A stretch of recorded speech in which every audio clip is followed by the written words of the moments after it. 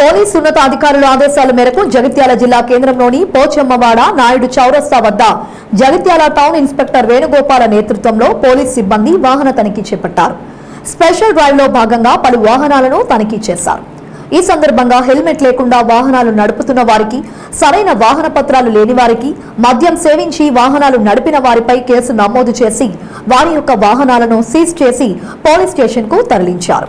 ఈ సందర్భంగా పోలీస్ అధికారులు మాట్లాడుతూ వాహనాలు నడిపేవారు తప్పనిసరిగా హెల్మెట్ ధరించాలని, అన్ని రకాల డాక్యుమెంట్లు కలిగి ఉండాలని, మద్యం సేవించి వాహనం నడపరాదని సూచించారు. ఈ నిబంధనలు ఎవరైనా అతిక్రమిస్తే చట్ట ప్రకారం చర్యలు తప్పవని హెచ్చరించారు.